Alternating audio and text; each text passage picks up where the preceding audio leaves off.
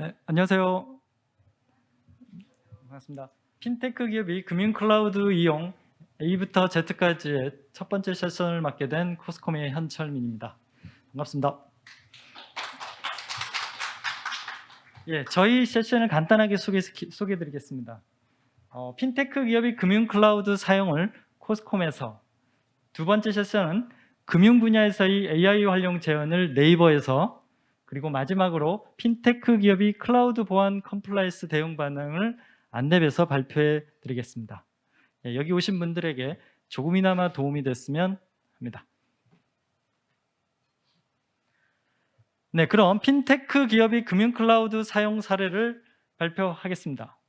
순서는 금융 클라우드에 의해 핀테크 금융 클라우드 지원 사업 소개, 핀테크 금융 클라우드 우수 사례, 코스콤 금융 클라우드 서비스 순으로 발표를 해드리겠습니다. 네, 제 소개를 간단히 하겠습니다. 2000년부터 15년간 금융투자업계 정보 플랫폼 서비스 개발 및 운영을 담당하였고 2015년부터는 3년간 사내벤처를 지원하여 한국어음중개 90days라는 상품을 오픈하였으며 2020년과 21년에는 한국 핀테크 지원센터 주관하여 금융 클라우드 지원 사업을 수행하였습니다. 지금은 금융 클라우드 솔루션 개발을 지금 담당하고 있습니다. 여기 오신 분들은 클라우드라는 용어는 많이 접해 보셨을 겁니다. 그럼 금융 클라우드는 정확히 무엇을 의미하는 것일까요?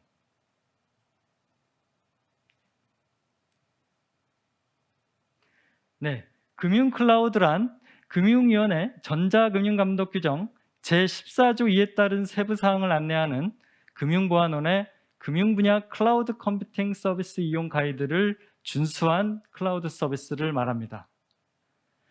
금융기관뿐만 아니라 핀테크 기업에게도 보안성이 확보된 클라우드 서비스 이용을 지원함으로써 안전한 서비스 개발 및 운영을 뒷받침하여 금융 소비자 보호를 더욱 강화하실 수 있습니다.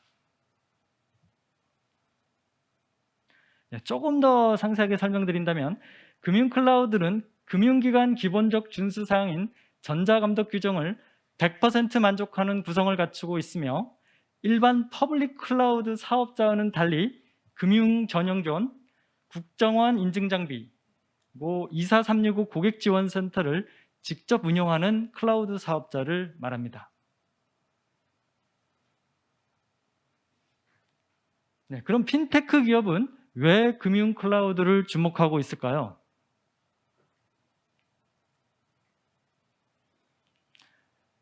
핀테크 기업들은 이아스 파스 등의 기본 인프라뿐만 아니라 금융기관과의 연계 서비스 등을 통하여 혁신 금융 서비스를 개발할 수 있는 클라우드를 필요로 하게 됩니다. 또한 오픈뱅킹, 온라인 투자 연계 금융업, 마이데이터 사업자 등의 인허가를 받기 위하여 금융권 수준의 아주 높은 인프라를 요구받게 되었습니다. 이를 충족하기 위해서는 일반 퍼블릭 클라우드가 아닌 금융 클라우드를 주목하게 되었습니다.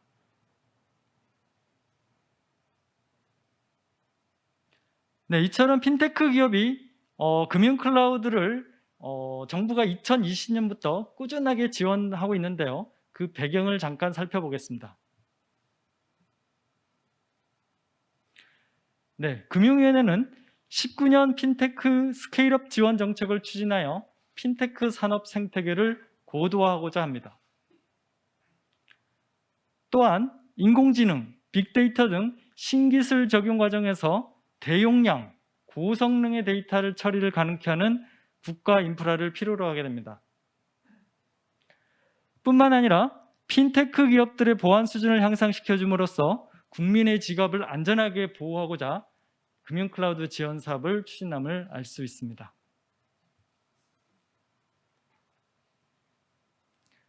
네, 이제부터는 한국 핀테크 지원센터의 금융 클라우드 지원 사업에 대해서 살펴보겠습니다.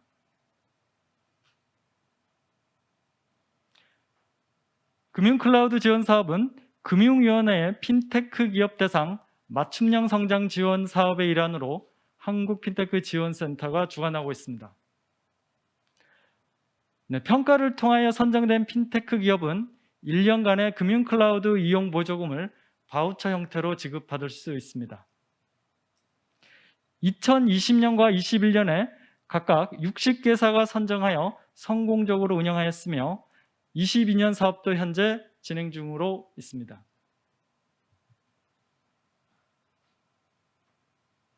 네, 그럼 금융클라우드 지원 사업을 통하여 핀테크 기업이 어떤 지원을 받을 수 있는지 알아보겠습니다. 첫 번째로 금융클라우드 이용 지원 프로그램입니다. 핀테크 기업들이 CSP 안정성 평가 항목을 충족하는 금융클라우드 서비스 이용하여 금융혁신 서비스 개발 및 운영할 수 있도록 인프라, 데이터, 각종 솔루션을 지원받을 수 있는 금융클라우드 이용 바우처를 지원받습니다. 기업당 월 최대 800만 원까지의 보조금을 받으실 수 있습니다. 네, 이거는 기업의 자부담이 포함된 금액입니다. 두 번째로 클라우드 구축 및 이관 지원 프로그램입니다. 핀테크 기업들이 자체 구축할 수 있도록 구축 가이드를 제공해드리고 있습니다. 만약 인프라 전문 인력이 부족한 경우에는 전문 CSP 또는 MSP 사이의 컨설턴트 또는 엔지니어에게 금융 클라우드 이관 구축 지원을 받으실 수 있습니다.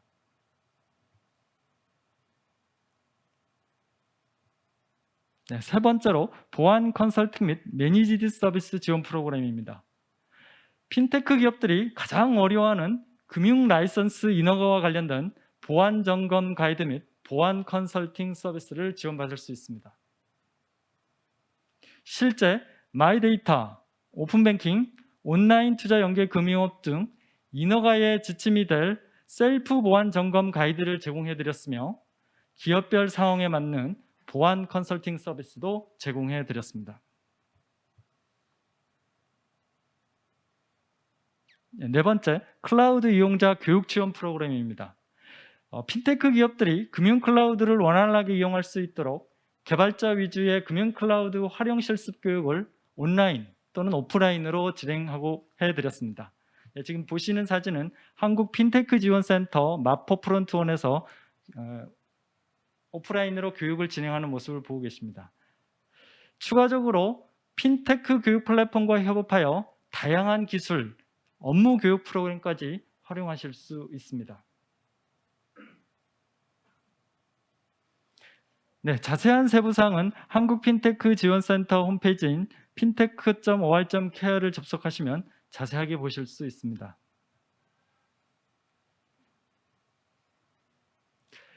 이번에는 사업을 수행하면서 핀테크 기업이 가장 많이 저희에게 질문을 했던 내용과 실제 사례를 모아보았습니다. 첫 번째로 금융 클라우드 환경에서 망분리를 어떻게 하는지를 가장 많이 물어보셨습니다.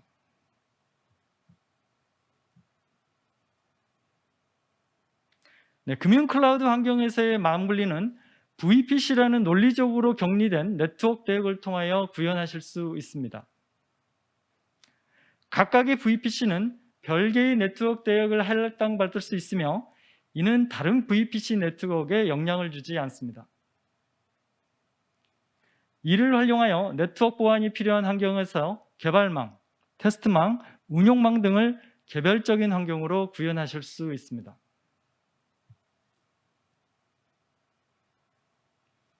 네, 추가적으로 네트워크 접근 통제나 SSL VPN 또는 IPsec VPN 등으로 이용자 단말, 업무용 단말, 관리용 단말 등을 인터넷과 분리된 망분리 요건을 만족하는 구조도 갖출 수 있습니다.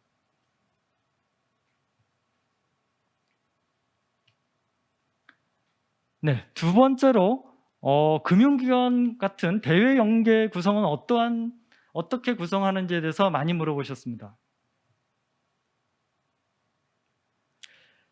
금융 클라우드의 대외 연계 서비스는 클라우드 커넥터를 이용하여 온프레미스 금융회사 등과의 전용 프라이빗 네트워크로 연결하실 수 있습니다.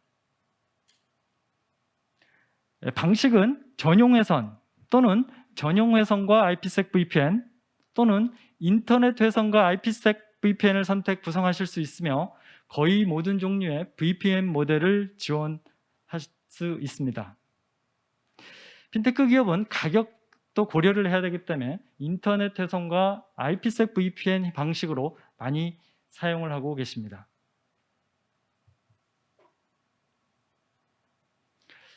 세 번째로 온프라미스의 DR 재해복구와 금융 클라우드의 DR은 어떤 차이가 있는지를 많이 물어보셨습니다.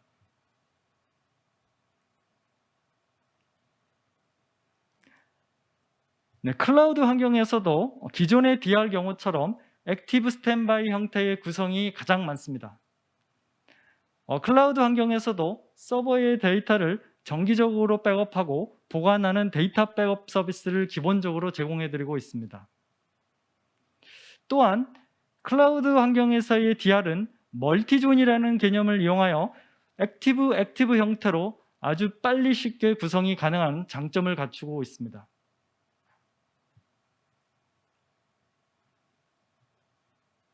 네, 이처럼 제공되는 서비스로 핀테크 기업들이 금융 클라우드로 이관 구축 전환 시 어떤 절차를 진행되었고 그리고 실제 사례들은 어떻게 됐는지 잠깐 보시겠습니다. 핀테크 기업이 타 클라우드 또는 온프레미스 환경에서 금융 클라우드로 전환 시 단계별 추진사항을 정의해드리고 있습니다. 그리고 수행 조직을 통하여 시스템 전환 서비스 및 보안 개선 서비스 등 상세 지원 전략을 제시해드리고 있습니다. 예, 마이그레이션 같은 부분을 특히 전략을 제시 많이 해주고 있습니다.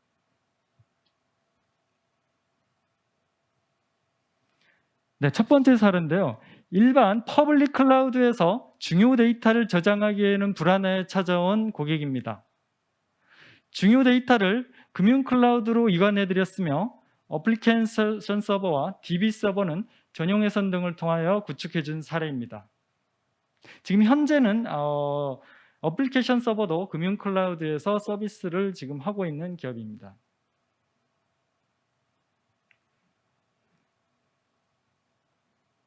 네, 두 번째 사례인데요. 신규 구축을 금융 클라우드에 제공하고자 저희에게 간단한 개념도를 갖고 오셨던 고객입니다. 저희 수행 조직에서 금융 클라우드 아키텍처를 설계하여 금융 클라우드로 구축해 준 사례입니다.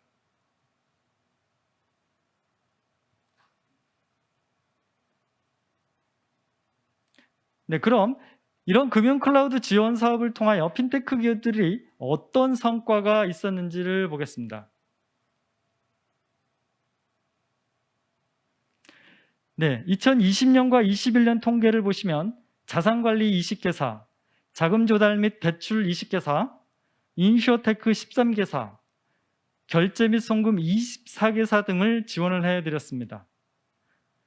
이를 통하여 마이데이터 사업자 4개사, 온투업 2개사, 그리고 오픈뱅킹 1개사 등 인허가를 취득하여 금융권 수준의 아주 높은 인프라를 확보해드렸습니다. 네, 실제 이보다 더 많은 기업이 인허가를 받은 걸로 알고 있습니다. 그럼 수혜 기업들의 반응은 어땠는지 보겠습니다.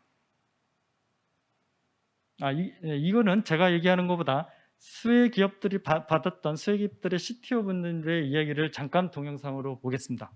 동영상. 2019년에 금융위 지정 대출 비교 혁신 사업자가 되면서 코스콤의 금융 클라우드를 쓰기 시작했는데요. 작년에 마이데이터 사업자를 준비하면서 코스콤 금융 클라우드의 진가를 확실히 체감할 수 있었습니다. 다들 잘 아시겠지만 마이데이터 사업자를 준비하려면 전산 인프라 요건 충족을 위해 엄청나게 많은 노력을 해야 하는데요. 수많은 보안 요건들 중에 상당 부분을 코스콤 금융 클라우드를 쓰는 바람에 자연스럽게 해결할 수 있었습니다. 망불리의 암호화, 접근 제어, 재해복구 등을 갖추고 증적 자료를 철저히 준비하긴 했는데요. 막상 최종 심사 발표 때나 현장 심사 때 코스콤 금융 클라우드에 올라가 있습니다 라고 하면 그 부분은 아예 묻질 않고 그냥 일사천리로 통과가 되었습니다. 코스콤 금융 클라우드에 올라가 있으니 어련히 잘 알아서 했겠지 하고 넘어가지 않았나 싶습니다. 대신 우리 회사 자체 전산실 운영 부분에 대해서는 꼬치꼬치 캐묻곤 했습니다. 코스콤 금융 클라우드는 정부가 요구하는 요건 등을 이미 다 갖추어 놓은 상태라 다른 외국산 클라우드 플랫폼에 비해 상대적으로 수월하게 준비를 했던 것 같습니다. 데이터로 만들어가는 금융 생태계, 저희 한국 금융 솔루션이 조금이나마 힘이 되도록 하겠습니다. 일반적으로 퍼블릭 클라우드는 데이터가 금융기업 밖에서 다뤄지는 만큼 보안적으로 더 취약할 가능성이 있습니다. 그래서 더 세심한 시스템 운영과 보안 관리가 필요합니다. 금융 서비스는 퍼블릭 클라우드를 제공하는 클라우드 업체와 더 긴밀한 협업이 필요합니다. 어떻게 하면 더 안전한 네트워크 환경을 구축할 수 있는지, 365일 24시간 동안 다운타임 없이 시스템을 운영할 수 있는지, 외부의 침입으로부터 더 안전하게 지킬 수 있는지 등 보안과 안전성 모두가 중요합니다. 코스콤 클라우드는 오랜 기간 금융 서비스를 운영하고 있는 코스콤과 최고의 IT 기술을 가지고 있는 네이버가 만든 금융기업 전용 클라우드입니다. 강력한 보안과 금융 서비스 관리 노하우가 있습니다. 또한 전자금융 감독 규정 및 금융권 클라우드 이용 가이드에 따라 그 기준을 만족하고 있습니다. 저희 크레파스 솔루션은 청년에게 금융을 공급하는 플랫폼으로서 보안과 안전성 모두를 갖추기 위해서 금융 클라우드를 선택하게 되었습니다. 네, 많은 기업들이 좋은 반응이 있었던 걸로 알고 있습니다. 네, 마지막으로 간단하게 저희 코스콤 금융 클라우드 서비스를 홍보 좀 하겠습니다. 네, 코스콤은 금융 컴플라이언스를 100% 준수하도록 설계된 데이터 센터 및 통합 컨트롤 센터를 운영하고 있습니다. 메인 센터는 금융 중심지인 여의도 33번지에 위치하고 있으며 국가보안시설 낫급으로 지정되어 국가기관에서 엄격하게 통제 관리되고 있습니다.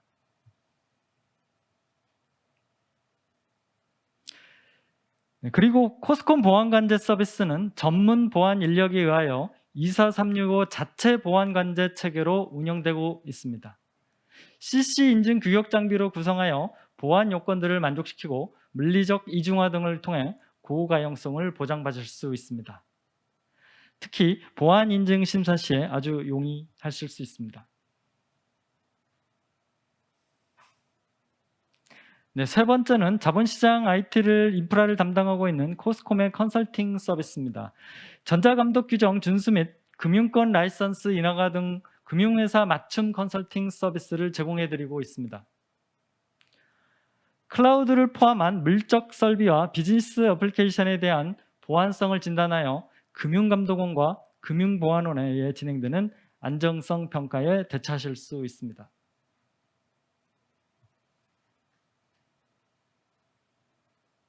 네, 오라크 DB 클라우드 서비스입니다. DB 인프라 노후화 및 EOS에 대한 이슈를 효율적으로 개선할 수 있는 서비스입니다.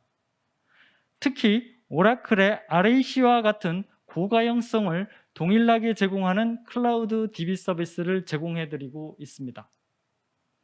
네, 형태는 하이브리드 형태로 많이 사용을 하고 계십니다.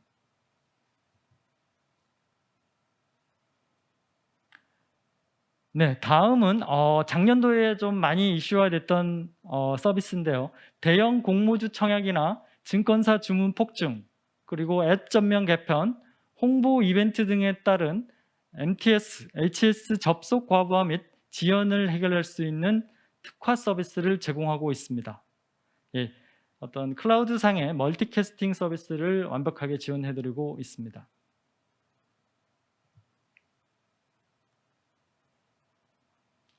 네, 다음은 통합 모니터링 서비스입니다. 복잡하게 구성된 인프라상에서 동작하는 다양한 애플리케이션의 상황을 직관적으로 관제하실 수 있는 서비스입니다. 실시간 시스템 상황을 포괄적 범주에서 시각적, 분석적 수단으로 관리할 수 있는 통합 모니터링 환경 툴을 제공해드리고 있습니다. 이는 단순히 클라우드뿐만 아니라 기존의 온프라미스 환경과 같이 통합하여 모니터링을 할 수 있는 서비스를 제공해드리고 있습니다.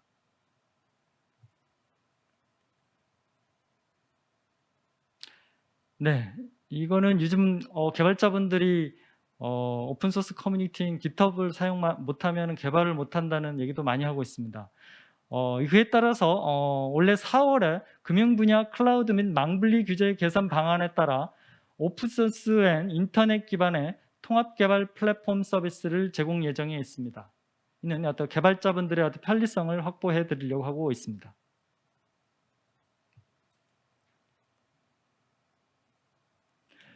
네, 마찬가지로 세부 사항은 저희 코스콤 금융 클라우드 홈페이지인 코스콤.클라우드를 접속하시면 자세히 살펴볼 수 있습니다.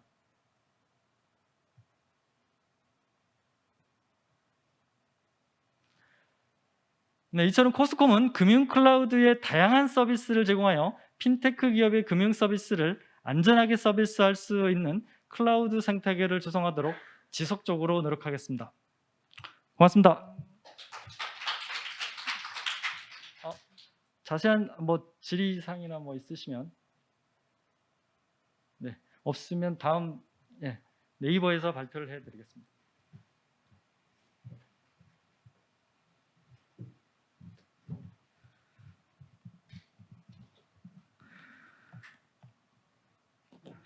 발표하기 전에 두 가지 질문이 있는데요. 제가 원래 15분부터 시작하는 걸로 생각했는데 좀 빨리 시작한 것 같거든요. 네, 제가 좀 더 시간을 써도 되나요? 네, 그럼 좀 더 여유 있게 발표하도록 하겠습니다. 그리고 마스크는 좀 벗어도 될까요? 숨이 차서 저만 좀 벗도록 하겠습니다.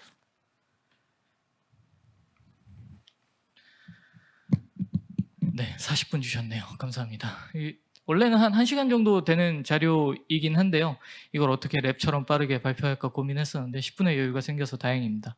안녕하세요. 저는 네이버 클로바에서 사업을 총괄하고 있는 윤영진입니다. 반갑습니다.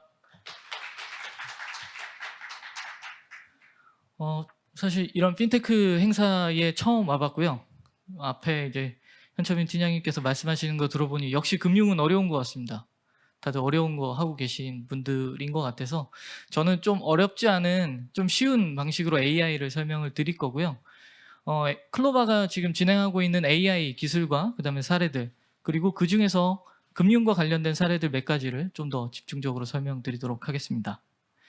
타이틀은 사람을 위한 일상의 기술이라고 좀 거창하게 되어 있는데요. 네, 넘어가겠습니다. 일단 네이버 클로바라는 조직을 설명을 드리겠습니다. 네이버 클로바라는 조직은 국내에서 1위 포털 사업자인 네이버 그리고 일본에서 1위 메신저 사업자인 라인으로부터 쏟아지는 양질의 데이터를 기반으로 AI를 연구 개발하고 있습니다. 그렇게 만들어진 AI 기술을 네이버와 라인에 역으로 다시 제공하는 역할도 하고 있고요. 네, 그 외에도 다양한 AI 요소 기술들로 B2B 사업을 좀 진행해보고 있습니다.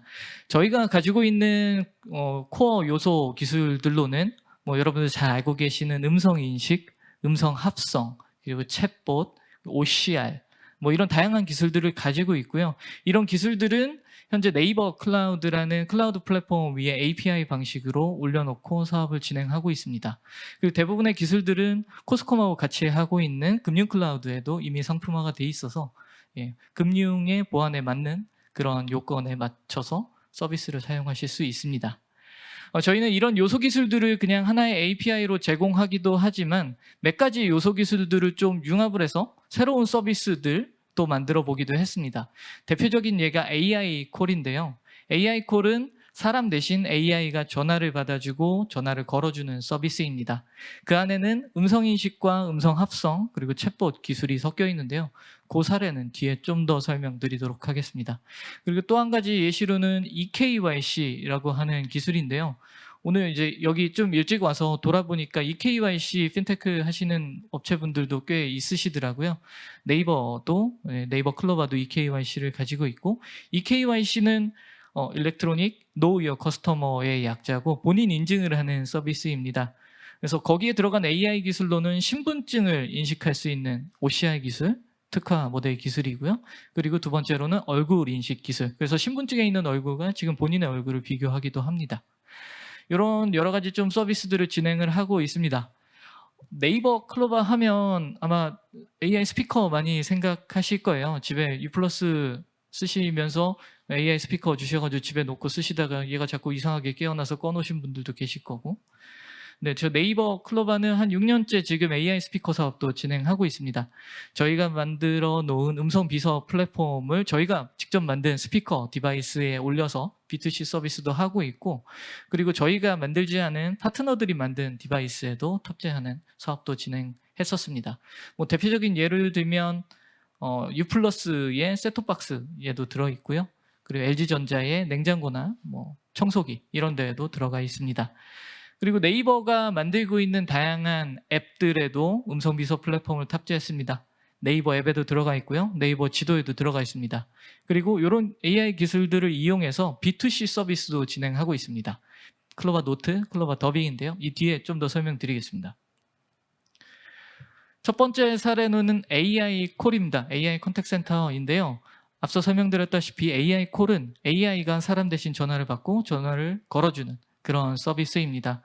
국내에서는 은행 사례, 뭐 증권사 사례, 그리고 카드사 사례들 갖고 있고요. 주로 금융 쪽의 사례를 가지고 있고, 일본에서도 저희가 라인 클로바라는 이름으로 지금 사업을 하고 있는데, 거기에서는 야마토 운수라고 하는 물류 쪽에 적용이 되어 있습니다. 국내 사례를 좀 말씀을 드리면, 지금 여기 적어놓은 케이스는 뭐 신한은행 케이스인데요. 뭐 녹화되고 있나요? 네, 신한은행 케이스인데 아마 이게 언론으로 이미 나가 있어서 뭐 상관없을 것 같습니다. 한 3년 전쯤에 저희가 구축을 완료했고요. 신한은행의 온프레미스 방식으로 저희가 AI 콜 서비스를 구축을 했습니다. 지금 현재 한 300채널 정도가 가동이 되고 있고, 지금도 신한은행 고객센터 대표 전화로 전화를 거시면 AI가 대신 전화를 받아서 업무를 처리하기도 합니다. 물론 이게 이제 사람을 100% 대체할 수가 없습니다. 사람을 100% 대체를 못하기 때문에 저희가 대충 따져보니까 상담사가 실제로 처리하는 업무의 40% 정도까지 AI가 처리를 합니다. 물론 되게 까다로운 질문에는 어렵겠죠. 그래서 가장 첫 번째로 하는 거는 고객이 신한은행 고객센터에 전화를 하면 전문 상담원을 연결을 요청을 합니다. 저 환전하고 싶어요. 그러면 환전을 해줄 수 있는 전문 상담원을 연결을 해주는데요. 기존의 ARS 방식에서는 그 ARS 케이스들을 다 1번부터 0번까지 있나요? 그거 쭉 다 듣고 있어야 됐죠. 그래서 다 들은 다음에 눌렀어야 됐는데, 지금 AI가 도입된 이후에는, AI 콜이 도입된 이후에는 그거를 기다리지 않고 바로 원하는 거를 자연어로 이야기해서 처리가 됩니다. 그래서 만약에 환전 전문 상담원 쪽으로 연결을 딱 했는데 공교롭게도 환전 전문 상담사가 다 꽉 찼어요. 그런 케이스에는 AI가 물어봅니다. 다 꽉 차서 그러는데 제가 대신 업무를 처리해 드릴까요? 라고 해서 그렇게 업무를 처리하는 케이스가 한 40% 정도 됩니다. 되게 간단한 업무들 중심으로 짜여져 있습니다. 요런 케이스는 인바운드라고 저희가 표현을 하는데, 아웃바운드도 있습니다. 은행에서 이제 고객한테 전화를 거는 케이스죠. 은행이 이제 고객한테 전화를 걸 때는 주로 고객이 새로운 상품을 가입했을 때 이 상품에 대한 약관을 잘 들으셨나요? 투자 상품에 대한 뭐 위험이 있다는 걸 들으셨나요? 이자는 들으셨나요? 뭐 이런 것들 법적으로 확인하게 돼 있어요. 그런 것들 전화하기도 하고요. 아니면 상품 만기가 다가오면 고객님 상품 만기 다가오셨는데 요거 어떻게 돈 가져가실 거예요? 아니면 새로운 상품으로 안내해 드릴까요? 뭐 이런 아웃바운드들이 있습니다. 요 아웃바운드는 100% AI가 사람을 대체할 수 있습니다. 왜냐하면 인바운드는 고객이 전화를 할 때 전화번호만 딱 봐도 이 고객은 이거 잔액이 얼마 남았는지 물어볼 사람이야, 이런 것들을 예측하기가 어려운데, 아웃바운드는 AI가 전화를 걸기 때문에 목적을 딱 명확히 갖고 있어서 AI가 시나리오를 끌고 갈 수 있습니다. 그래서 현재 아웃바운드 콜 자동화율이 98% 정도 되는데요. 요거는 이제 AI가 전화했는데 안 받는 경우거나 아니면 뚝 끊어버리는 경우, 이런 경우는 이제 사람이 전화하죠. 그래서 거의 100% 지금 대체를 하고 있습니다. 연간 비용 절감 72억 원 정도 한다고 되어 있는데요.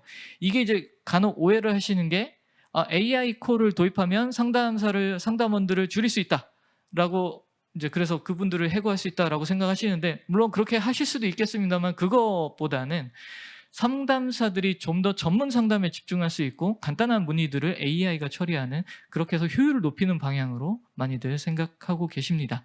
일본에서는 야마토 운수 쪽에서 배송 문의에 대해서 지금 전화로 응대를 하고 있습니다. 이 비슷한 기술 가지고 저희가 B2B로 AI 콜 구축 사업도 진행을 하고 있고, 최근에는 이런 아까 말씀드렸던 신한은행 케이스를 금융 클라우드 위에서 사업도 지금 하고 있습니다. 모 증권사도 지금 AI 콜 시스템을 저희가 구축해 보고 있고요. 신한 카드도 저희가 구축을 했습니다. 이런 B2B 말고도 이 AI 콜, 그러니까 AI가 대신 전화를 걸어주는 기능을 가지고 좀 사회에 좋은 일도 한번 해봤습니다. 코로나 한참 심했을 때 저희 대표님이 어느 날 아침에 출근하셔서 이 임원들 미팅에서 그런 말씀을 하셨어요. 지난 밤에 뉴스를 보니 성남시 보건소에서 코로나 유증상자를 파악하기 위해서 능동감시 대상자들에게 일일이 계속 하루에 몇 번씩 전화하느라 보건소 업무가 마비가 됐다. 그래서 그걸 보고 나니 AI가 대신 보건소 직원 대신해서 전화를 걸어서 그걸 확인하면 어떻겠냐, 그거를 빨리 만들어봐라 라고 해서 일주일 만에 만들었습니다. 기술을 새로 만든 게 아니라 기존에 있는 AI 콜 기술 위에 새로운 시나리오를 간단하게 입힌 거죠. 그렇게 해서 성남시 보건소부터 시작해서 전국 10개의 지방자치단체에 저희가 제공을 했습니다. 처음에는 저는 이제 사업하는 사람이니까 돈을 받아야 되는데 이거 코로나 갖고 네이버가 돈 번다 소리 들으면 안 되잖아요. 큰일 나잖아요. 그래서 무료로 했습니다. 물론 이제 저희가 통신사는 갖고 있지 않아서 통신비는 받아야죠. 그렇게 해서 제공을 했는데 생각보다 코로나가 너무 길어져서 어떡하지? 이렇게 고민했었는데 다행히 최근에 이 능동감시 대상자를 지금 관리 안 하죠. 그래서 그런 체계가 좀 바뀌면서 케어콜은 지금 서비스를 내렸습니다. 다행히. 대신 새로운 컨셉의 케어콜을 지금 시작을 했고요. 그 부분은 이따 뒤에 좀 더 설명드리겠습니다. 그 다음 사례는 OCR 사례입니다. OCR이라는 기술은 광학 문자 인식 기술이고, 이게 생각해보면 AI스럽긴 한데 나온 지 얼마 안 된 기술은 아니에요. 정말 옛날부터 있었습니다. 제가 2000년에 운전면허증을 처음 땄는데요. 그때 운전 시작했을 때 생각해보면 지하주차장 들어갈 때 제 차 번호를 자동으로 인식하는 게 그때도 있었던 것 같아요. 그 기술이 OCR입니다.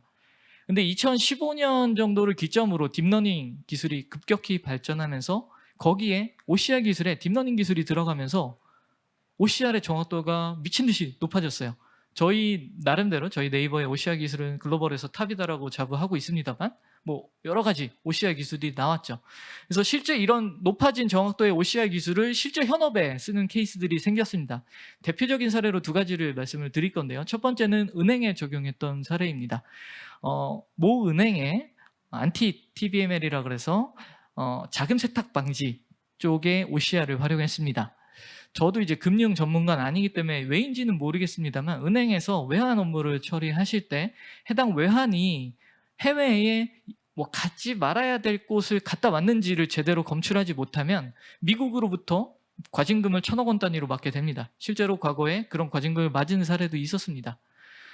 왜냐하면 이제 해당 외환이 이란이나 북한을 갔다 왔을 때 그거를 검출 못하면 그거에 대해서 굉장히 크리티컬하게 보더라고요. 자금 세탁이 됐다라고 볼 수 있기 때문에. 그래서 일부 은행의 이제 외환 담당자분들이 서류를 다 눈이 빠지게 보고 계십니다. 그런 다음에 시스템에 입력하시는 거죠.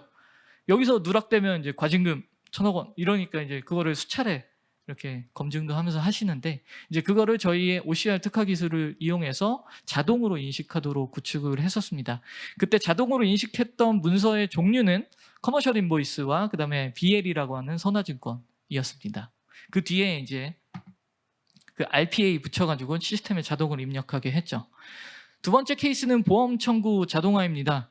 저는 아직도 개인적으로 이해는 안 됩니다. 왜 제가 보험을 들어놓고 병원을 갔다 왔는데 왜 보험이 자동으로 청구가 안 될까? 이렇게 IT 강국에서 라고 생각은 합니다만 저도 이제 이쪽 인더스트리를 좀 살짝 보니까 이쪽에 연결되어 있는 수많은 생태계가 있더라고요.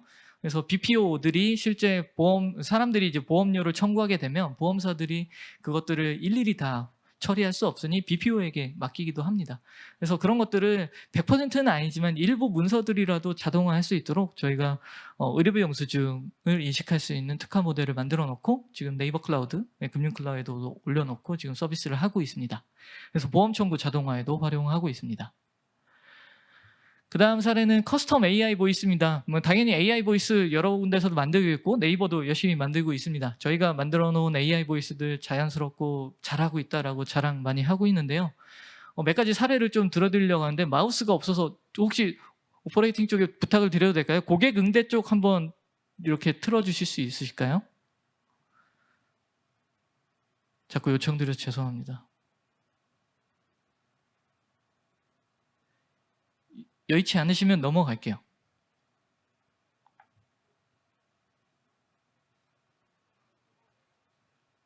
예, 넘어가겠습니다. 시간을 아꼈네요. 네, 저희가 여러 가지 보이스들을, 성우들을 섭외해서 양질의 AI 보이스들을 만들어 놓고 저희가 클로버 더빙이라는 서비스에 올려놓고 막 이렇게 제공은 하고 있습니다만, 최근에는 좀 성우가 아닌 일반인도 자기 목소리로 AI 보이스를 만들 수 있도록 공모전도 하고 있고요. 그리고 특정 업체만을 위해서 커스텀 보이스도 만들어 드리고 있습니다. 그 다음은 저희가 직접 진행하고 있는 B2C 서비스 두 가지를 말씀드리겠습니다. 첫 번째 클로바 노트인데요. 혹시 클로바 노트 쓰시는 분 계신가요? 다운로드가 200만이 넘었기 때문에 분명히 계실 겁니다. 네네. 클로바 노트 서비스는 저희가 가지고 있는 음성인식 기술로 이런 오프라인 컨퍼런스나 회의 아니면 온라인 미팅의 회의록을 자동으로 작성해 줄 수 있는 B2C 서비스입니다. 지금 현재 무료로 지금 배포되어 있고요. 여기 계신 분들이 만약에 안 써보셨다라고 하면 이유는 알 것 같습니다. 왜냐하면 이 서비스는 팀의 막내들이 많이 쓰세요. 네, 여기 계신 분들은 회의록 안 쓰실 것 같아요. 네, 저희가 갖고 있는 양질의 음성인식 기술로 화자도 자동으로 분리해주고요. 최근에는 새로운 기술까지 적용이 됐는데요. 회의의 내용을 요약도 해줍니다. 그래서 이런 것들을 서로 공유할 수 있도록 했습니다. 기회가 되신다면 써보시길 추천드리고요. 그 다음은 클로바 더빙입니다. 클로바 더빙은 클로바가 만들어 놓은 수많은 AI 보이스를 가지고 전문 성우 없이도 본인이 갖고 있는 동영상에 더빙을 입힐 수 있는 서비스입니다. 요거는 상업적 목적이 아닌 경우에는 일정 양 정도는 무상으로 쓰실 수 있도록 되어 있고요.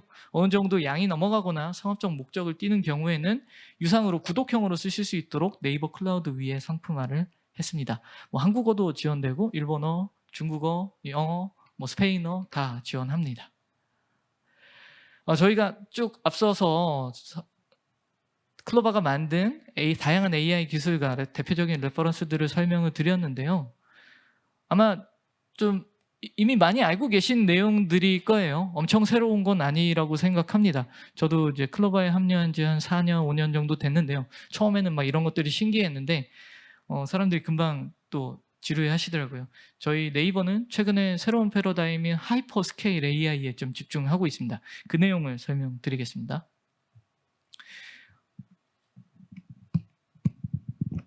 네, 소프트웨어 2.0이라는 표현을 요즘에 쓰고 있어요. 요즘도 아니죠. 2015년 기점 이후인데요.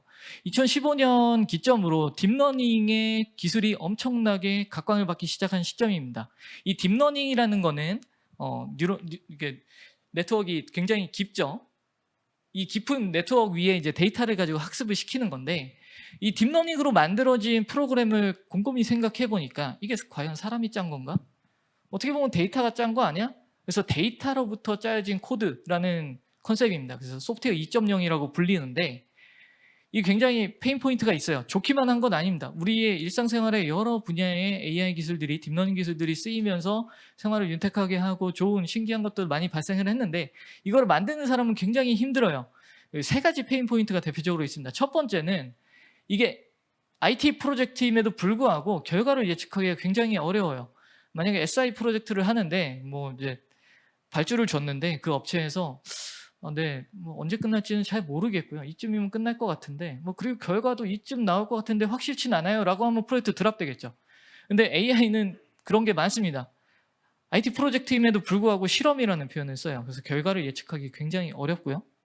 두 번째 페인 포인트는 앞서 설명드렸던 소프트웨어 2.0 데이터로부터 쓰여진 코드라고 했잖아요. 그래서 이 딥러닝 모델의 퀄리티는 데이터의 퀄리티와 다이렉트로 연결이 됩니다. 그래서 양질의 데이터를 만들어내는 게 굉장히 중요합니다. 이 양질의 데이터를 모으기만 하면 되는 게 아니라 이 양질의 데이터에 정답도 매겨야 돼요. 전문 용어로 저희 어노테이션이라고 하는데요. 정답 데이터를 다 일일이 넣어야 합니다. 그거에 시간도 많이 들고 인건비도 많이 들고 있습니다. 세 번째 페인 포인트는 이렇게 예측도 안 되는데 꾹꾹 참고 기다리고, 그리고 데이터를 만드는데 돈도 많이 쓰고 해서 프로젝트를 잘 완수시켜 놨는데, 문제는 한 6개월 지나니까 얘 모델의 정확도가 점점 떨어져요. 이 모델이 잘못된 걸까? 아니에요. 새로운 패턴들의 데이터가 들어올 때마다 이 AI 모델의 정확도는 떨어집니다. 그럼 앞서 했던 이 고통스러운 과정을 다시 겪어야 됩니다. 굉장히 고통스럽죠. 그래서 네이버는 이상적으로, 모든 케이스는 아니지만 이상적으로 이런 케이스들을 모두 하나의 모델로 처리할 수 있는 방법을 고안을 했습니다. 하이퍼스케일 AI라고 하는 하나의 큰 모델을 만들어 놓고 그 위에서 조금만 튜닝을 해서 각각의 케이스에 쓸 수 있도록 한번 해보는 게 어떨까라는 생각을 했습니다. AI가 글로벌로 이제 발전하는 양상을 보면 과거에 마치 그 반도체가 발전했던 양상과 비슷해요. 반도체가 발전했던 양상에서 보면 가장 중요했던 포인트는 이 반도체의 회로 집적도, 칩당 트랜지스터 수가 굉장히 중요합니다. 그게 좋아지면 무어의 법칙이라도 하잖아요. 이제 그게 막 굉장히 높아지면 높아질수록 그 위에 올라갈 수 있는 소프트웨어의 역량이 굉장히 커졌어요. 그래서 메인프레임, 그 다음에 PC, 랩톱 뭐 이렇게 쭉 좋아지면서 IoT까지 갔죠. AI도 비슷합니다. AI에서는 칩당 트랜지스터 수에 비견되는 게 이 AI 모델의 파라미터 수, 즉 모델의 사이즈예요. 그래서 모델의 사이즈가 커지면 커질수록 2015년에는 처음에 딥러닝 모델로 이미지 인식 정도 했던 게 쭉쭉 발전해서 대화도 하고 뭔가 추론도 하고 얘가 의사결정도 합니다. 그리고 최근에는 수학 문제도 풀어요. 이런 거 보면은 파라미터 수가 커지면 커질수록, 스케일이 커지면 커질수록 AI의 역량도 커지는구나를 알 수 있었습니다. 그래서 네이버는 재작년부터 수많은 투자를 해서 한국어를 가장 잘할 수 있는 하이퍼스케일 AI를 만들어보자 라고 했습니다. 이 하이퍼스케일 AI인 하이퍼클로바를 만드는 데 있어서 중요했던 요소는 3가지입니다. 첫 번째는 이 엄청나게 큰 사이즈의 모델을 학습시키기 위한 슈퍼컴퓨터가 필요했고요. 두 번째는 양질의 데이터, 세 번째는 전문가가 필요했습니다. 슈퍼컴퓨터는 컴퓨팅 노드로는 140개, GPU 서버들 140개고요. 그 다음에 GPU 개수로만 해도 1120개. GPU도 최신 GPU죠. 그리고 이게 그냥 GPU를 쫙 늘어놓는다고 해서 끝나는 게 아니라 이거를 하나의 클러스터로 만들어야만 학습을 시킬 수 있습니다. 그래서 하나로 클러스터로 만드는 게 되게 어렵고요. 그래서 케이블만 해도 그 서버를 연결시키는 케이블만 해도 3,800개 이상이 쓰였습니다. 700페타플러스급이고요. 국내 유일의 AI 관련한 슈퍼컴퓨터였습니다. 최근에는 좀 다른 데서도 도입을 하신 것 같아요. 이런 슈퍼컴퓨터를 1,000억 원 정도 규모의 투자를 통해서 도입을 했고요. 두 번째는 이제 데이터가 계속 중요하다고 말씀을 드리는데 슈퍼컴퓨터는 돈만 있으면 살 수 있습니다. 하지만 양질의 데이터는 돈이 있다고 살 수가 없죠. 다행히 네이버는 20년 넘게 국내에서 1위 포털 사업자를 영위하면서 쌓여왔던 양질의 한국어 데이터를 가지고 있었습니다. 그 양질의 한국어 데이터로 한국어를 가장 잘하는 하이퍼클로바를 만들 수 있었습니다. 그리고 이 알고리즘을 만드는 사람도 되게 중요한데요. 이 하이퍼클로바의 알고리즘은 트랜스포머 알고리즘이라고 해서 GPT-3와 비슷합니다. 하지만 그 GPT-3를 그대로 가져다가 쓸 수는 없어요.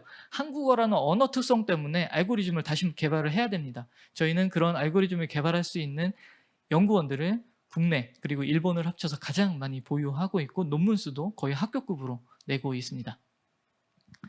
저희가 이렇게 만들어 놓은 하이퍼클로바는 굉장히 많은 역량을 갖고 있어요. 여기에 이제 보면 마케팅 문구 생성하기, 셀럽 말투 따라하기 다양한 것들이 있는데 기본적으로 이 하이퍼클로바는 생성 모델입니다. 생성 모델이라는 거는 뭐냐면요. 얘가 뭔가 말을 만들어내는 친구예요. 굉장히 많은 역량을 갖고 있는데 저희 어머니가 어렸을 때부터 저한테 그 말씀을 많이 하셨어요. 재주가 많은 놈이 굶어 죽는다. 그래서 하나를 좀 팔아 라는 말씀을 많이 하셨는데 이 재주 많은 놈이 굶어 죽지 않기 위해서 저희는 수많은 사례를 만들고 증명하고 레퍼런스들을 만들어 가고 있습니다. 일단 첫 번째로는 네이버 내부에서 만들어 보고 있습니다. 네이버 내부의 사례들 몇 가지를 좀 설명드릴게요. 네이버에서 지금 진행하고 있는 스마트 스토어의 소상공인들을 위한 클로바 MD라는 기능으로 지금 레퍼런스를 만들었습니다. 스마트 스토어에 보시면 이제 수많은 셀러들이 그 안에 입점을 해 계시죠. 뭐 대기업도 있고 중소기업도 있겠지만 대부분의 많은 수는 한두 명이서 스토어를 운영하는 소상공인들이 많습니다. 그 소상공인들이 본인들의 이제 스토어에 기획전을 만들고 고객을 만족시킬 수 있는 마케팅 문구를 만들고 이런 거 굉장히 어려운 일이거든요. 이제 그런 것들을 하이퍼클로바를 이용해서 자동으로 문구를 만들어주는 거를 적용을 했고요. 그리고 상품명도 바깥으로 노출시킬 때 하이퍼클로바를 이용해서 한번 매만져서 고객이 이해하기 쉽도록 그렇게 만들어주기도 합니다. 두 번째는 마찬가지로 소상공인들을 위한 레퍼런스인데요. 한 명 혹은 두 명이서 스마트 스토어를 운영할 때 페인 포인트 중에 하나는 고객이 미친 듯이 문의를 해요. 물건을 사지도 않으면서 계속 문의를 합니다. 그럼 이제 답변을 해줘야 되는데 큰 기업들 혹은 중소기업만 하더라도 힘들어 죽겠네 하면서 대응 방법이 있죠. 챗봇을 만들면 돼요. 그래서 자주 묻는 질문에 대해서 답변을 할 수 있도록 챗봇을 만들면 되는데 혼자 혹은 두 명이서 스토어를 운영하는 사람이 이 챗봇을 만들어서 대응하는 건 불가능하다고 봅니다. 비용도 비용이지만 그거를 만들 여력이 없어요. 그래서 저희는 스마트 스토어에 이제 네이버 라이브 채팅 서비스라고 해서 고객들이 자주 물었던 질문과 답변에 대해서 미리 분석한 다음에 SMA 사용자들이 스마트 스토어 센터에 들어가면 저렇게 내 스토어에 자주 묻는 질문을 저렇게 이렇게 토글 형식으로 저희가 제안을 해주고 있어요. 그래서 점주들은 그냥 저것들을 노출하겠어 이렇게 클릭 몇 번으로 고객의 문의에 자동으로 대응할 수 있도록 제공을 하고 있습니다. 저 기술을 제공하는 데 있어서도 하이퍼클로바가 쓰였습니다.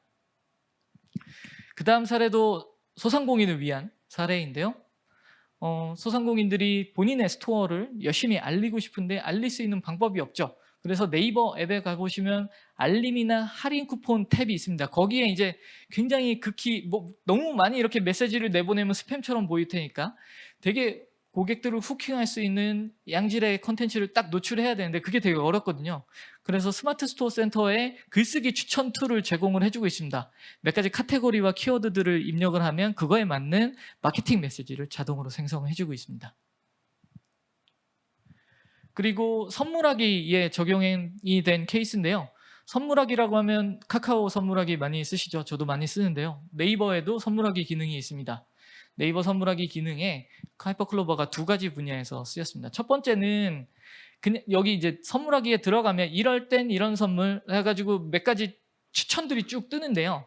저 케이스별로 어떤 선물이 좋은지를 저희가 하이퍼클로바를 이용해서 분석하고 추천을 하고 있습니다. 수많은 블로그 글들을 분석을 해서 선물을 했던 케이스들을 분석을 해서 하이퍼클로바가 자동으로 그런 것들을 발췌하고 있고요. 그리고 선물할 때 제일 중요한 건 어떤 선물인지가 중요하지만 그 다음으로 중요한 거는 선물 메시지도 되게 중요한 것 같아요.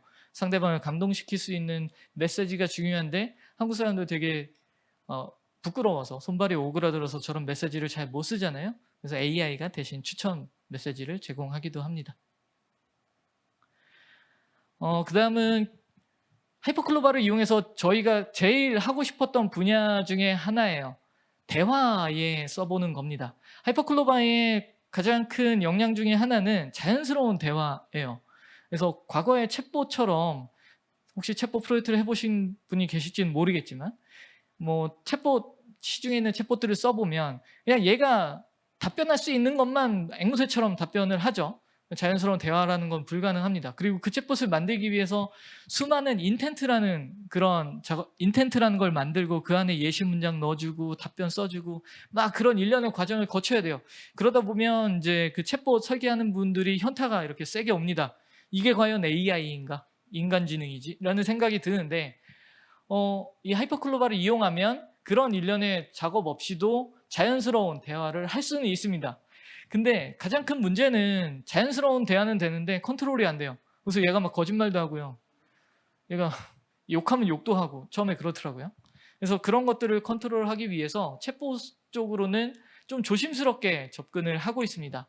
두 가지 사례를 챗봇 쪽으로 만들어 봤는데요. 첫 번째 사례는 네이버에서 티라노사우루스라고 이렇게 공룡 이름을 검색하시면 공룡이 저렇게 나와요. 그래서 AR로 저렇게 공룡도 이렇게 뛰는 것도 볼 수 있고 한데 여기에 보시면 공룡하고 대화도 할 수 있어요. 근데 저 대화 내용을 그냥 기존의 챗봇 만들듯이 한 게 아니고요. 공룡 백과사전 내용을 하이퍼클로바를 이용해서 학습을 시켜가지고 그걸로 답변하도록 했습니다. 그래서 좀 더 많은 질문에 대해서 자연스럽게 답변할 수 있도록 제공이 되고 있고요. 그 다음 사례는 이제 대화 쪽에 쓰였던 케어콜이라는 사례입니다. 초반에 설명드렸던 케어콜이죠. 돈도 못 벌고 빨리 끝날 줄 알았는데 했던 그 케어콜 그거 말고요. 최근에는 이 케어콜을 독거 노인분들을 위해서 서비스를 하고 있습니다. 전국 지자체를 보면요. 독거 노인분들을 케어하기 위한 수많은 예산들을 쓰고 행위들을 하고 계십니다. 독거 노인분들을 이제 케어하는 목적이 두 가지 정도 있을 것 같아요. 첫 번째로는 이분들이 정말 잘 살아 계신가, 문제는 없나 체크하는 거랑 그다음에 정서적인 케어 이 두 가지인데 그래서 지자체의 직원들이 직접 찾아가거나 전화를 하거나 합니다. 근데 이제 손길이 안 닿는 데가 너무 많죠.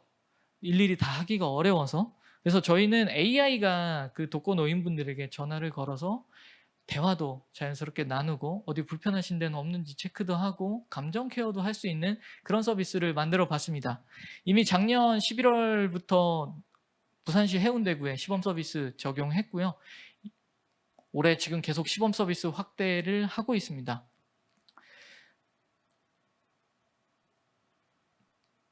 한번 동영상을 보겠습니다. 동영상 틀어주실 수 있을까요? 저는 독거노인이거든요. 애들도 다 해외에 가 있고.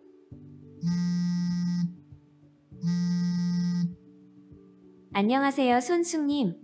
안부 확인차 네이버에서 전화드렸습니다. 어떤 일을 하시는지 여쭤봐도 될까요? 나는 연극을 하고 있어요. 연극 배우예요. 일하신 지는 얼마나 되셨어요? 내가 나이가 많아요. 그래서 내년이면 60주년, 60년간 연극했어요. 정말요? 쉽지 않으셨을 텐데 정말 멋지세요. 요즘 건강은 어떠세요? 요즘에 건강이 썩 좋지는 않아요. 밤에 잠을 잘 못 자고 저런, 많이 힘드시겠어요. 병원에는 다녀오셨어요? 너무 이렇게 염려해주고 뭐 병원에 가라, 뭐 챙겨 먹어라 이러니까 너무 고맙고 아주 기특한 것 같아. 네, 케어콜 사례를 동영상으로 보여드렸는데요. 이게 독거 노인분들도 사람이다 보니 그냥 ARS처럼 전화를 걸어서 상태를 체크하는 건 그냥 끊어버리세요. 그리고 혹은 되게 짜증도 많이 내시고 그렇습니다. 그래서 저희가 만들어 놓은 케어콜은 시나리오가 고정돼 있질 않아요.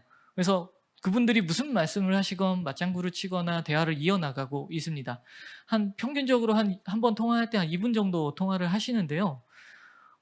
뭐 독거 노인분들 저희 이제 이 서비스를 하고 나서 인터뷰도 해보고 하면 굉장히 만족스러워 하세요.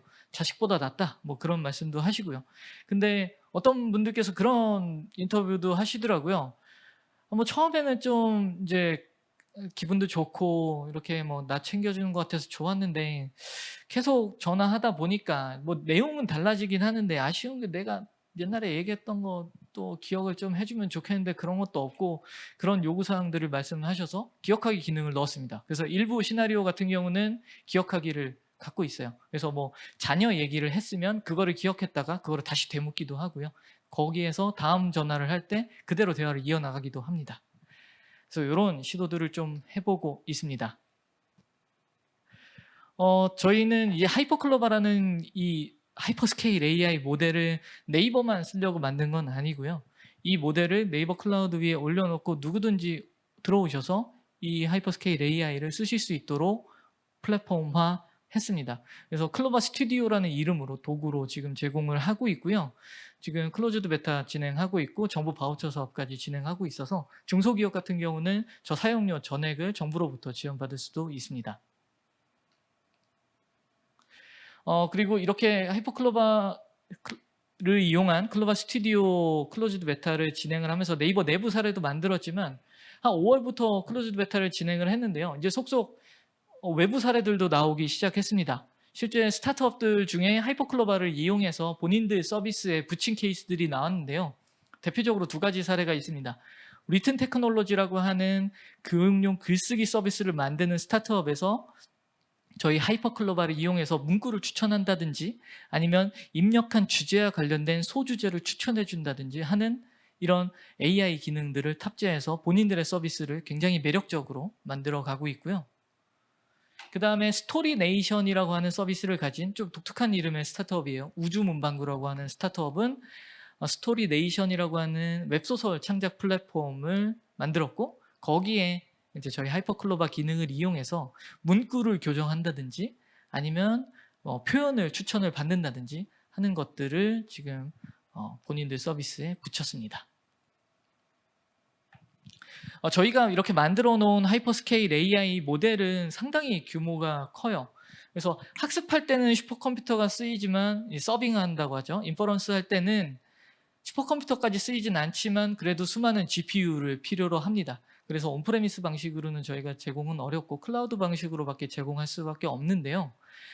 그리고 저희가 뭐 아무리 한국의 양질의 데이터, 한국어의 양질의 데이터, 네이버가 갖고 있는 뭐 쇼핑 데이터, 블로그 데이터, 카페 데이터 이런 걸로 학습시켰다 하더라도 특정 분야에 적용하려면 그 분야의 전문 데이터가 있어야 될 거잖아요. 이제 그런 것들을 올려가지고 튜닝을 한 다음에 그 회사의 맞춤형 AI를 가져가실 수 있도록 튜닝 기능도 제공을 하고 있습니다. 그래서 이거는 사실 금융 인더스트리에 뭐 제한된 건 아니고요. 모든 인더스트리에 공통적으로 적용될 것 같은데요. 저희 네이버가 만들어 놓은 큰 하나의 날리지, 지식, 인텔리전스 위에 각 회사들이 갖고 있는 데이터를 올려서 그 회사만의 AI를 가져가실 수 있다고 보시면 됩니다.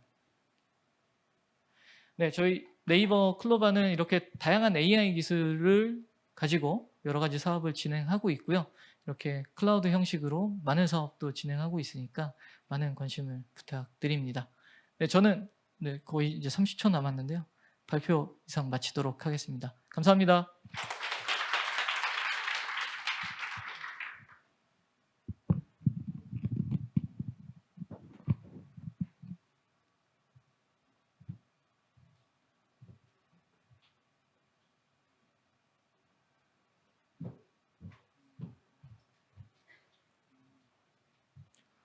네, 안녕하십니까. 안랩에서 클라우드 사업을 맡고 있는 최강호입니다. 지금 앞서서 네이버에서 발표 잘 해주셨고 또 앞서서 코스코에서 발표해 주셨는데요. 즐거운 또는 재미있는 뭐 그런 내용을 보다가 지금부터 제가 드릴 게 굉장히 법 규제 나오고 이러면 이제 답답하거든요. 근데 어쩔 수가 없어요. 제가 맡은 부분이 이거라서 저도 재밌는 얘기를 하고 싶으나 재미없는 이야기를 할 수밖에 없을 것 같고요. 다만 전제를 까는 거는 핀테크 기업이든 금융 기업이든 간에 실질적으로 업무를 수행하시는 데 있어서 실질적으로 비즈니스를 수행하는 데 있어서 컴플라이언스 매핑이 얼마나 중요하신지는 다 아실 거라고 생각합니다. 그 부분이 해결되지 않으면 아이디에이션에서 끝나고 이게 실제로 임플리멘테이션 될 수가 없거든요. 그래서 그거를 위한 내용을 말씀드리면서 특히나 지금 이 주제에 대해서 말씀드릴 거는 주로 이제 4월 15일 날 지난 4월 15일 날 금융규제 관련해서 금융규제 개선하고 요 내용들에 대한 입법 있었어요. 그래서 전자금융 감독 규칙에 대한 개선 내용을 중심으로 말씀을 드릴 거고 그 내용의 주요한 방안은 클라우드에 관련된 개선 방안과 망분리에 대한 개선 방안 이 두 가지 주제로 말씀을 드리도록 하겠습니다. 저도 지금 마스크를 좀 벗고 진행을 하겠습니다.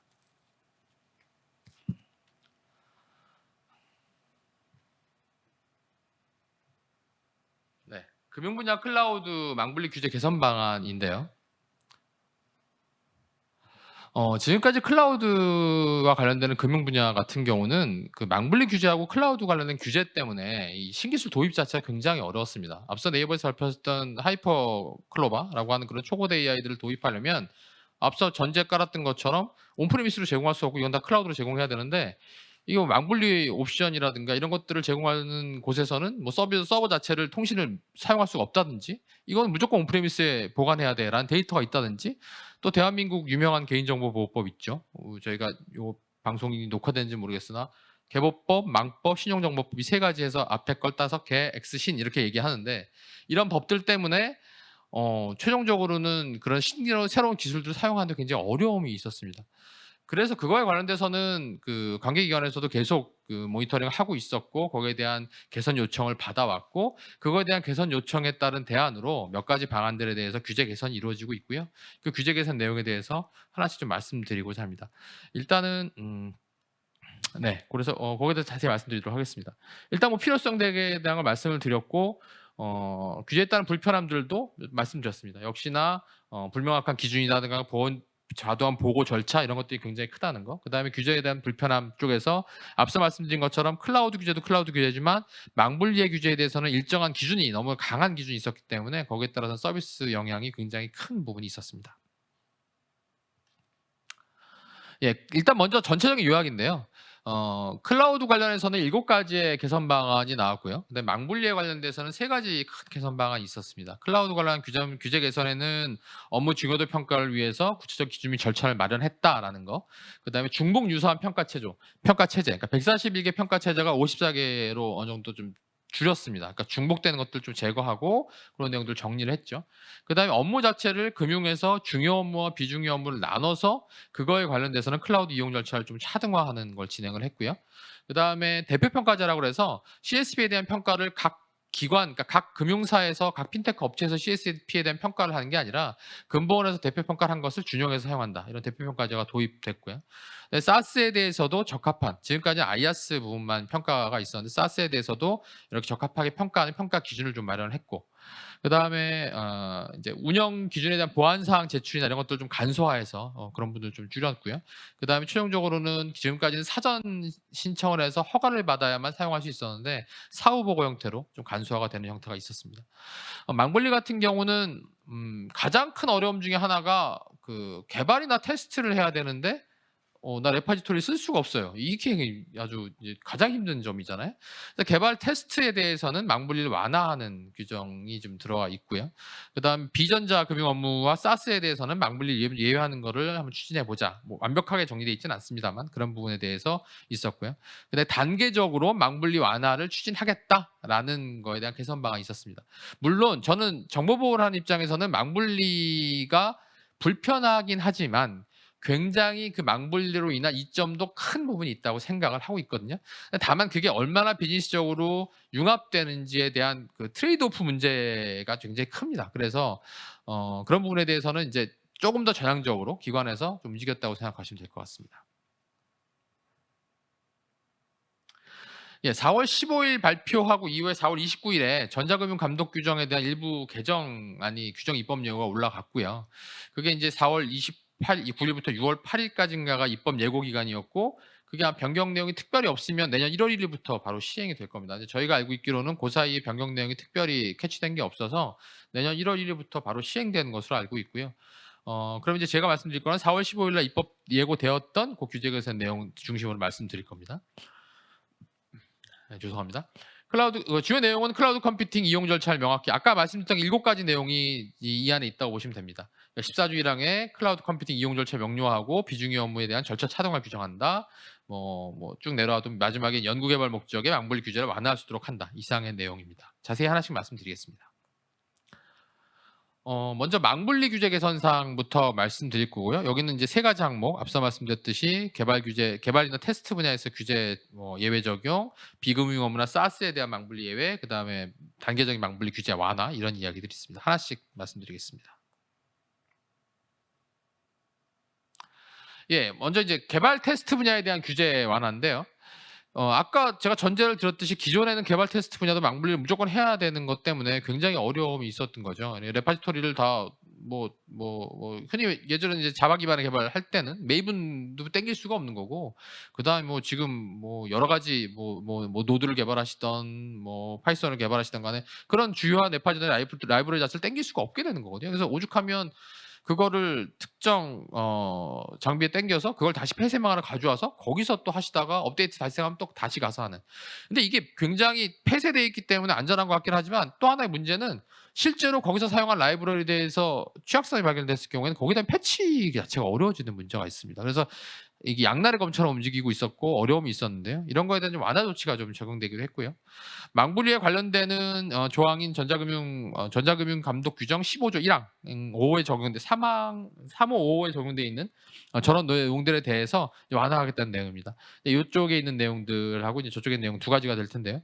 이제 고유 식별 정보나 개인 정보, 그러니까 개인 신용 정보를 처리하지 않는 시스템. 하고 그다음에 그거를 처리하더라도 연구개발 목적으로 사용하는 경우에 대해서는 자체적인 위험성 평가를 실시하고 그 망분리 대체 정보보호 통제를 적용했을 경우에는 망분리 예외를 시켜주겠다라는 겁니다. 그러니까 물론 무조건 이거는 테스트용이고 개발용이니 망분리 예외 주세요. 이건 아니고요. 이건 아니고 그런 대상 시스템을 선정하고 그거에 대해서 자체적으로 평가를 하시고 거기에 대한 대체 적용을 하시면 정보보호 체계를 만드시면 예를 들면 프로세스라든가 여기에 접근할 수 있는 인력에 대한 통제 체제라든가 이런 것들을 정확히 적용을 하시면 물리적 통제라든가 하시면 그러면 예외를 적용시켜 주겠다는 거고요. 그런 내용들에 대해서 이제 기술 활용을 좀 더 적극적으로 하는 것을 좀 강화시키는 용도입니다. 구체적인 방안 자체는 결국은 저건 구체적인 방안은 그 고객사의 사례에 따라서 저희 같은 이제 컨설팅 업체를 통해서 구체적인 방안 나와야 되겠지만 일단 법근거가 존재하기 때문에 기존의 그 감사를 받으실 때 이건 안 돼요가 아니라 근거 내용이 확인이 되면 감사 쪽에서도 이제 허용되는 형태로 진행될 수 있습니다. 예, 다음인데요. 비금융 업무하고 사스에 대한 망불 예외 조치인데 여기도 이제 금융정보하고 무관하고 고객정보나 거래정보를 다루지 않는 운영 시스템에 대해서는 규제를 완화해달라고 막 요구가 있었어요. 금융에서도 거래정보를 다룬다거나 개인신용정보 같은 연장 부분에 대한 규제를 뭐 허용해달라고 하기는 힘든 상태였고 하지만 그렇지 않은 어떤 시스템들이 많이 있거든요. 그래서 그런 것들에 대해서는 허용해달라고 계속 요구가 지속적으로 있었고 그래서 개선 방안을 보면은 이 부분을 정식적으로 허용한다라는 거가 아니라 규제 샌드박스를 사용하라라는 형태로 바뀌어 있습니다. 그러니까 규제 샌드박스를 통해서 해당 부분에 대해서 이 규제 샌드박스 안에서 테스트 형태로 실행을 하고 이게 적용이 되면 이게 실질적으로 효과성 입증이 되면 최종적으로 규제 해제 방향으로 흐르겠다는 전제인 거죠. 그래서 일단 규제 샌드박스로 적용해서 거기에 대해서는 이제 적용하는 형태로 보안 장치를 마련하고 그런 부분에 대해서 진행하는 그런 것들이 좀 개선 방안이 만들어져 있습니다. 그럼 이제 규제 샌드박스가 뭐냐라는 건데요. 규제 샌드박스는 현행 존재하는 규제, 그러니까 존재하는 금융상의 뭐 금융이니까 핀테크니까 금융이겠죠. 금융상에 존재하는 규제 때문에 어떤 비즈니스를 적용하는 데서 어려움이 있으니 이 규제를 해제해주면 규제를 잠시 유예해주던가 규제를 해제해주면 이 비즈니스로 어떤 것을 만들어서 이 효과성을 집중하겠다라는 형태로 이제 규제를 개선하는 첫 단계의 제도인데요. 이제 카카오뱅크가 이제 대표적인 사례입니다. 카카오뱅크 같은 경우는 망불리 때문에 이제 카카오뱅크 처음 만들어질 때, 그 당시에 벌써 꽤 됐죠.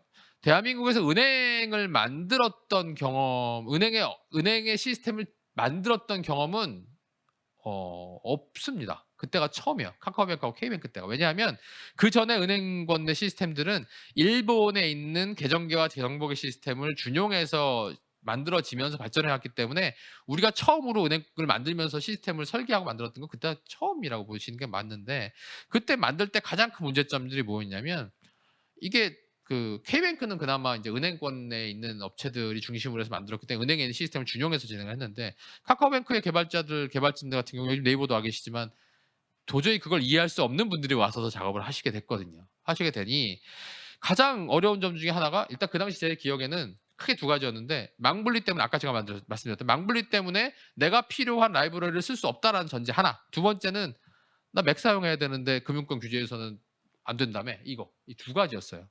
이 두 가지에 대해서 이제 뭐 고민을 많이 했죠. 거기에 대해서 건의도 올리고 금감원 질의도 하고 했는데 거기서도 금융이나 금감원에서 정확한 답변을 못 주는 거죠.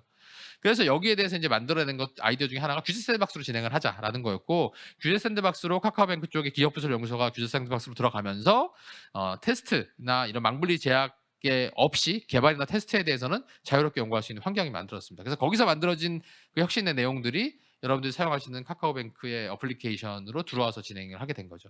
그래서 이런 형태로 지금 이 망분리나 또는 뭐 규제 샌드박스 형태의 개선 사항들은 많이 있고요.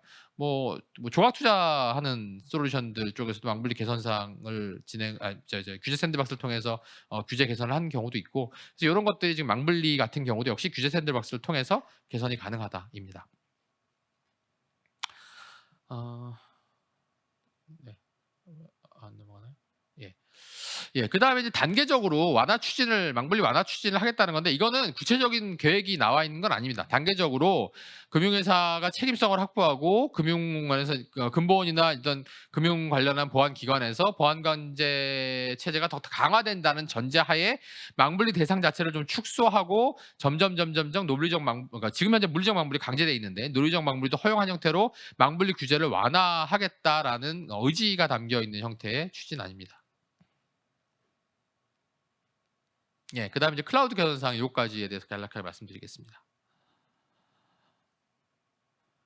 예, 첫 번째인데요. 첫 번째 변경 전에는 고유식별 정보 또는 뭐 개인 신용 정보 이런 거를 처리하는 것 자체를 중요 업무로 취급을 했고 당연히 중요 업무긴 하죠. 그다음에 전자금융거래에서 안전성, 신뢰성에 중대한 영향을 미칠 경우라고 이제 좀 포괄적으로 적용이 돼 있었기 때문에 이게 코에 걸면 코걸이, 귀에 걸면 귀걸이라서 모든 금융 업무가 저 안에 다 포함되는 상황이 생겼습니다. 거의 대부분. 게다가 금융이나 공공 같은 경우에 이 컴플라이언스 업종, 의료도 마찬가지고요. 컴플라이언스를 받는 또 라이센스를 획득해서 그 라이센스 사업자에게 국가에서 어떤 이권을 주는 사업이죠. 은행 같은 경우가 대표적인 경우잖아요. 은행은 라이센스가 있기 때문에 대한민국에서 어떤 업종과도 상관없이 그들만 수신을 할 수 있잖아요. 나머지는 수신을 못 하는데 이런 라이센스 업종에서는 컴플라이언스가 굉장히 민감한데 이 컴플라이언스에서 면피라고 하는 그런 행동을 하는데 가장 좋은 건 정확한 규정이거든요. 근데 저 부분에 정확한 규정이 없었기 때문에 그러면 금융권 담당자들은 그럼 모든 시스템을 다 넣을 수밖에 없는 상황이었던 겁니다. 이거에 대해서 좀 더 명확히 물론 모든 시스템을 명확히 할 수 있을 정도의 체크 포인트가 나온 건 아니고 적어도 저 두 문장이 이제 중요도 평가 자체가 좀 더 신설이 됐습니다. 그래서 저런 중요도 평가를 통해서 해당하는 내용에 대해서 좀 더 정확히 평가할 수 있게 되었고요. 뭐 CSP의 종속 위험이나 클라우드 이용에 대한 내부 통제나 준수 역량, 법규 준수 역량 같은 내용이 또 신설되어서 뭐 CSP에서 와 계시지만 CSP에 종속되지 않도록 하기 위한 그런 것들도 좀 저 안에 포함되어 있습니다. 물론 결과적으로는 회사 내부에서 정보보호위원회를 만들어서 거기서 최종적으로 결정을 해서 시스템을 구분해야 되는 중요도 평가를 해야 되는 건 그건 당연한 일일 겁니다. 그러니까 그다음 이제 중복 유사한 CSP 평가 제도인데요. 지금 기존의 현행에는 109개 기본보호 정보 조치 항목하고 금융 부분의 추가 보호 조치 항목 32개가 있었어요. 그러니까 좀 141개의 필수 그러니까 보호 조치 항목이 있었는데 저거를 필수 항목 16개하고 대체 항목 38개로 바꿨습니다. 그런데 보시면 규제가 완화됐다고 보기 힘들어요. 저 항목 자체의 내용을 보시면 거의 내용은 다 동일해요. 그러면 기존의 이 항목이 얼마나 중복되어 있는 게 많았는지를 볼 수 있는 거죠. 그래서 이런 기존에 있던 항목들의 중복 내용들을 정리해서 바꿨고 중요한 거는 그 항목 자체보다 항목을 수행하는 업무가 중요 업무하고 비중요 업무를 아까 정보보호위원회 그 회사 내에 있는 정보보호위원회에서 구분할 수 있다고 했잖아요. 그러면 거기서 만들어지는 그 시스템 중에 중요 업무라고 판단되면 저 54개를 다 해야 되지만 비중요 업무라고 식별되는 순간 필수 16개 항목만 하면 된다는 걸로 바뀌었기 때문에 그런 부분에 대한 버전이 굉장히 줄었습니다. 그런 게 규제 개선 내용이라고 보실 수 있습니다. 이런 내용들을 좀 보여드리고 있고요.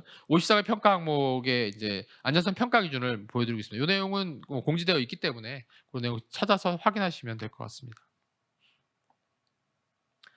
그다음에 이제 업무 중요도에 따른 클라우드 이용 절차 차등화인데요.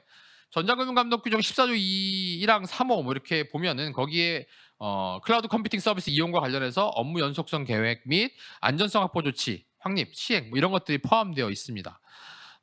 그런데 이제 여기서 비중요 업무로 구분된 업무에 대해서는 아까 말씀드린 필수 사항만 처리하면 된다고 되어 있고요. 그다음에 또 여기서 보시면 지금 앞서 보신 것 같은 경우에는 중요 업무, 비중요 업무라고 하더라도 업무 수탁 기준 보완이라든가 CS 평가 같은 이런 부분들을 다 처리를 했어야 되는데 이게 이제 개선이 되면서 비중요 업무에 대해서는 업무 수탁 기준 보완은 할 필요가 없는 거고 CS 평가에 대해서도 이제 다시 말씀드릴 대표 평가제 같은 걸로 대체가 가능하기 때문에 이런 부분에서는 규제가 많이 줄었다고 볼 수 있습니다. 이것도 중요 업무하고 필수 사항에 대해서 이렇게 표시가 되어 있기 때문에 필수 사항이 뭔지 추가 사항이 뭔지가 구별되어 있기 때문에 중요 업무에 대해서 할 것들, 비중요 업무에 대해서 할 것들을 구분할 수 있습니다. 그다음에 금융보안원에서 하는 대표평가제입니다. 이제 기존에는 특정 금융회사가 특정 CSP에 대해서 건전성 및 안전성 평가를 이제 해야 됐죠. 근데 그거를 예를 들어서 KB에서 진행을 했는데 신한에서 이 클라우드 쓰려면 신한에서 또 해야 되는 거예요. 그나마 KB나 신한이야 뭐 평가를 하실 수 있겠죠.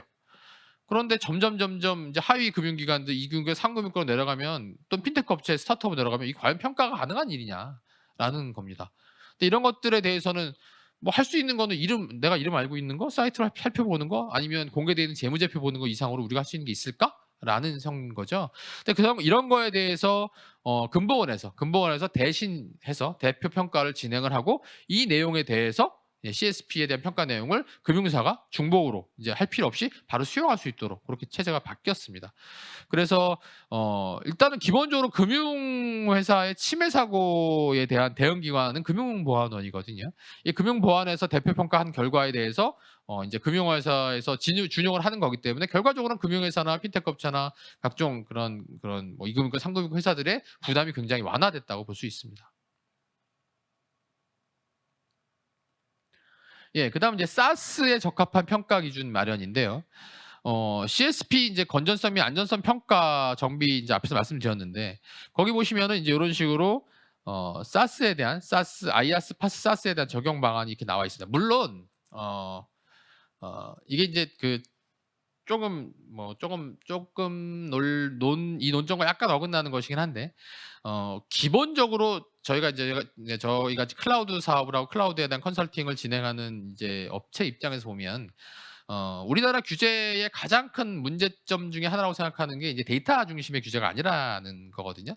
그러니까 데이터가 만들어지는 시스템에 해당하는 데이터를 가지고 규제를 하는 것이 아니라 데이터가 만들어진 시스템을 가지고 규제를 하는 형태예요, 지금은. 그래서 CASP도 마찬가지고 그렇기 때문에 실제로 그 시스템에서 데이터의 종류가 달리 나온다고 하더라도 최종적으로는 거기서 제일 중요한 데이터 중심으로 모든 규제가 이루어지기 때문에 결과적으로는 다 사기 규제로 갈 수밖에 없는 형태가 되는 거죠. 또 그거에 따라서 문제가 되는 게 뭐 여러분들 다 아시기는 요새 나오는 하두지만 제로 트러스트 시큐리티 모델을 적용할 수가 없게 됩니다. 그렇게 되면 모든 시스템은 다 페리미터 안에 들어와야 되기 때문에 그런 부분이 어려움이 있습니다. 근데 여기서도 마찬가지인데요. 저게 이제 데이터 기반으로 정책이나 조직 같은 경우나 뭐 감사 이런 건 당연하겠지만 최종적으로 평가 대상 자체가 데이터 중심으로 되어 있지는 않습니다. 아직까지는 되어 있지는 않고요. 그럼에도 불구하고 페리미터 중심이고 서비스 중심이지만 그 전에는 IaaS와 PaaS, IaaS 기준이 거의 대부분이었는데 이제 지금 SaaS 기준 자체도 적용 대상을 구분할 수 있기 때문에 이 부분 해당하지 않는 부분에 대해서 SaaS 업체 쪽에서 야 이건 도대체 우리가 할 게 아니고 네이버한테 받아야 돼 하고서 네이버나 뭐 AWS나 아니면 뭐 NHA나 이런 CSP한테 그들의 CASP 인증 서류를 받아가지고 대신 제출하는 뭐 이런 걸 했었거든요. 그런 게 이제 필요 없어질 수 있는 거죠. SaaS 업체에서는 SaaS 비즈니스에 해당되는 인증에 대해서만 신경을 쓰신 형태로 조금은 더 편한 규제로 바뀌었습니다.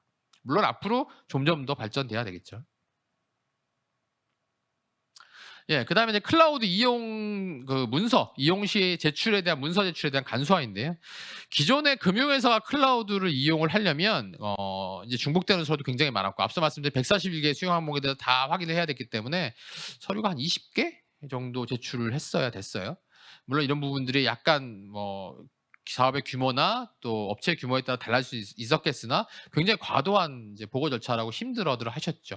물론 그 힘든 때문에 저희 컨설팅하는 컨설턴트들은 그것 때문에 자기 밥벌이를 하긴 했습니다만 어쨌든 그런 어려움들 때문에 비즈니스에 대해서는 그 업계에서는 굉장히 말이 많았는데요. 그래서 이런 부분들에 대해서는 좀 간소화하기 위해서 많이 정리를 했고 유사 중복되는 사항 자체를 간소화해서 금융회사 등에서 어떤 부담을 좀 줄이기로 했고요.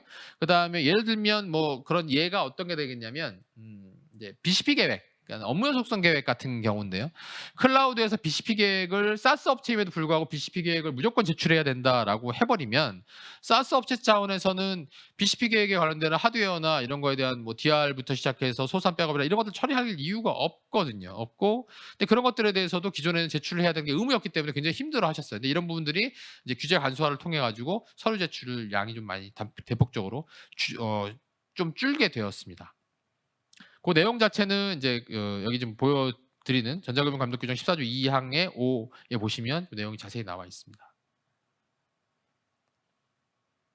네, 여기 보시면 지금 이제 위탁 운영 기준 보완 사항인데요. 위탁 계약 결정 딱 보셔도 글씨 숫자 자체가 다르죠. 예, 문서 자체가 많이 줄었고요.